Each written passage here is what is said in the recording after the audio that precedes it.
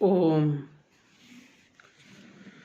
मित्रों, आज हम विचार करेंगे अपने देश और धर्म के ऊपर सबसे बड़ी समस्या जो आई हुई है और उसका समाधान क्या है और वो कौन सी समस्या है, इसका हम विचार करेंगे। देखिए मित्रों, पूरे विश्व में कभी एक ही सनातन धर्म होता था, लेकिन आज दुर्भाग्य की बात है, सारे विश्व में मुसलमानों, ईसाइयों, बौद्धों आदि का राज्य आ चुका है और हिंदू धर्म केवल अपने देश में हिंदुओं का राज्य बचा है या पहले नेपाल में बचा।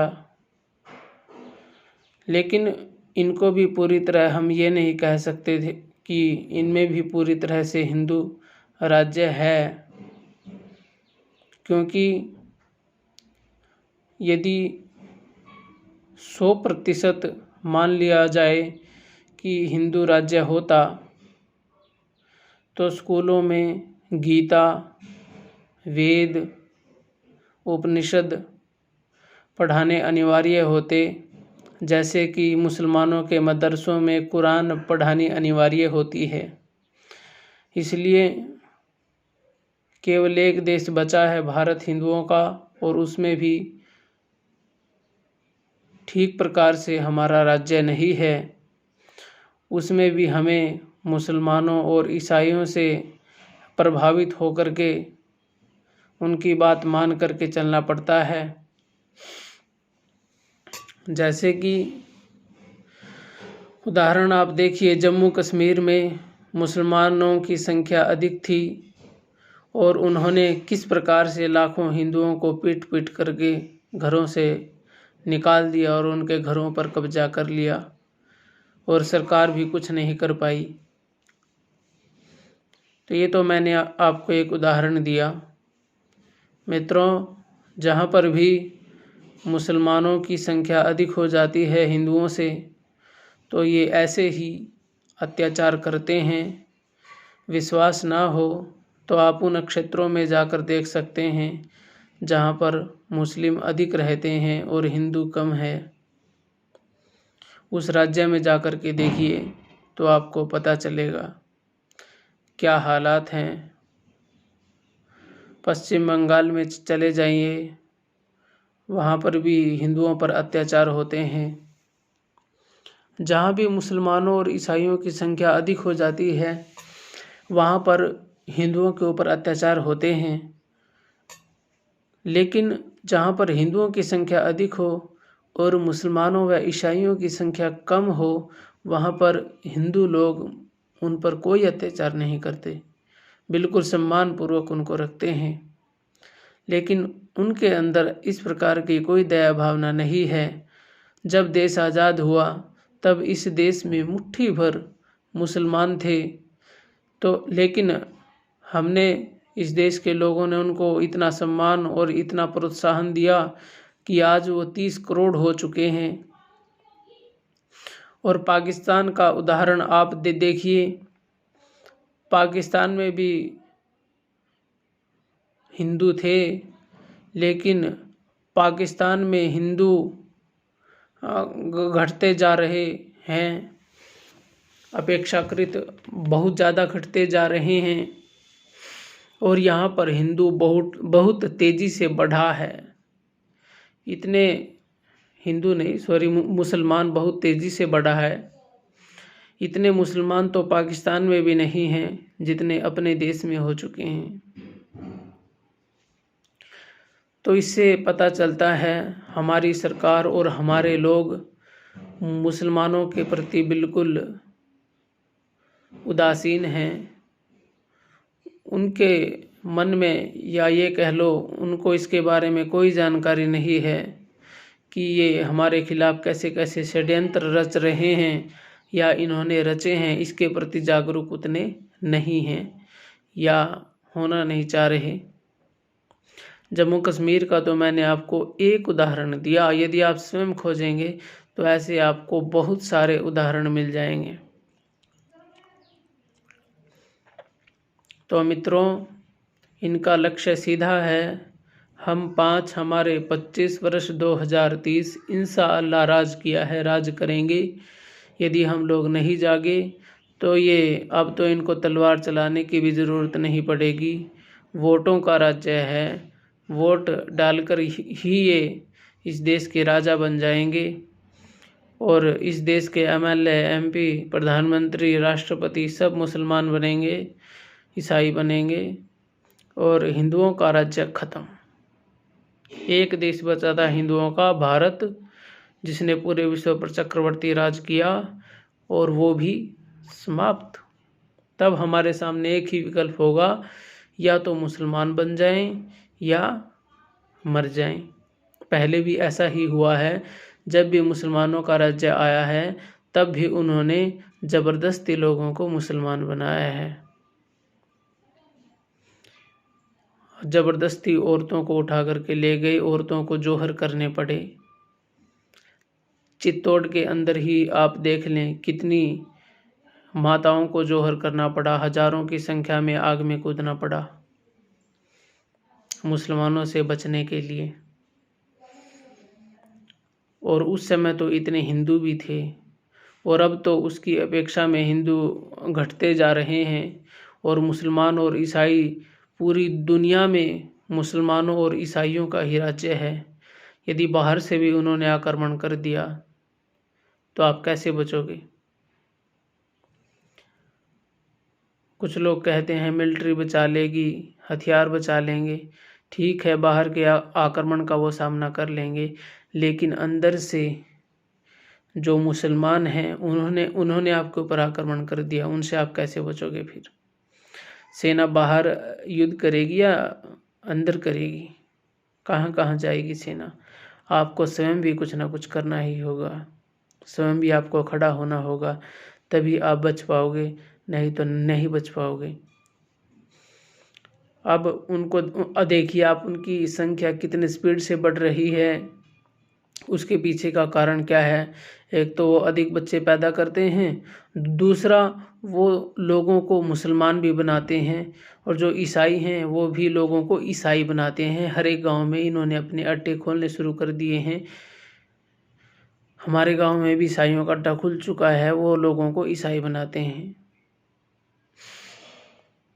और चाहे कैसे भी बनाते हैं, चाहे पैसे दे के बनाएं, चाहे बहका करके बनाएं, और हमारे लोग बेवकूफ़ बन जाते हैं। ये इनको अपना इतिहास याद नहीं है कि ये सनातन धर्म वो धर्म है जो सत्य है और जिसके लिए महाराणा प्रताप और वीर शिवाजी ने सारा जीवन भर संघर्ष किया। राणा सांगा ने जिसके लिए 80 घाव शरीर में खा कर के भी युद्ध किया। संभाजी राजे भोसले ने 40 दिन की यातनाएं सहन की, लेकिन अपना धर्म नहीं छोड़ा। हमारे कितने ही पूर्वज इसके लिए शहीद हुए हैं, लेकिन उन्होंने अपने धर्म को बचाए रखा और आज थोड़े से स्वार्थ में आकर के उनके वंशज अपना धर्म छोड़ रहे हैं, मुसलमान बन रहे हैं और ईसाई बन रहे हैं। हर एक गांव में ईसाइयों के अड्डे खुलने शुरू हो चुके हैं और ये ईसाई बनने हमारे लोग शुरू हो गए हैं। ये बड़े दुर्भाग्य की बात है, इनको रोकना होगा। जैसे मुसलमान अपनी जनसंख्या बढ़ा रहे हैं, ऐसे हमें भी अपनी जनसंख्या बढ़ानी होगी, चाहे वो अधिक बच्चे पैदा करके बढ़ाएं, चाहे और दूसरा मुसलमानों को भी हमें और ईसाइयों को भी हमें दोबारा हिंदू बनाना होगा, जैसे वो बना रहे हैं हिंदुओं को मुसलमान और ईसाई। यदि यह काम हमने नहीं किया, फिर हमें भी मुसलमान बनने के लिए तैयार हो जाना चाहिए या मरने के लिए तैयार हो जाना चाहिए। मुसलमान नहीं बन सकते तो और कोई उपाय नहीं बचेगा। फिर ये कोई हंसी की बात नहीं है और बहुत गंभीर बात है। इसके अलावा अन्य कोई विकल्प हमारे पास नहीं है। यदि आप पूछेंगे कि मुसलमान और ईसाई को हिंदू धर्म में कैसे सम्मिलित किया जाए, कैसे वो मानेंगे बात, क्योंकि उनके मन में भी हिंदू धर्म से घृणा पैदा ईसाइयों ने और मुसलमानों ने कर रखी है। तो इसका उपाय क्या है? तो इसका उपाय भी बताते हैं। चाहे किसी भी प्रकार से आपको मिलाना पड़े तो आप मिलाइए। एक पुस्तक का नाम बता रहा हूँ, सत्यार्थ प्रकाश। सत्यार्थ प्रकाश आप किसी मुसलमान या ईसाई को पढ़ाइए। जिस भी मुसलमान व ईसाई ने सत्यार्थ प्रकाश पढ़ ली वो पुनः हिंदू बन जाएगा, इसमें कोई संदेह नहीं है। इसके उदाहरण मैं आपको देता हूँ। एक महेंद्र पाल है, महेंद्र पाल आर्य पहले मस्जिद में इमाम था। जब उसने सत्यार्थ प्रकाश पढ़ी तो अब वो मुसलमानों का धुआंधार खंडन करता है और बहुत सारे मुसलमानों को उसने हिंदू धर्म में सम्मिलित कर दिया। बहुत सारे मुसलमानों को हिंदू बना दिया सत्यार्थ प्रकाश के जरिए ही। ये तो वर्तमान की बात है।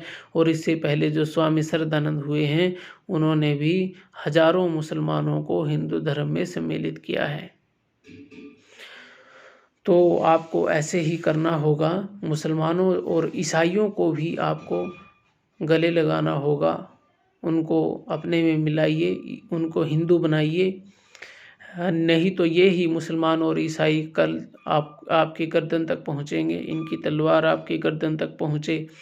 इससे पहले आप इनको हिंदू बना लीजिए, इसी में आपका भला है।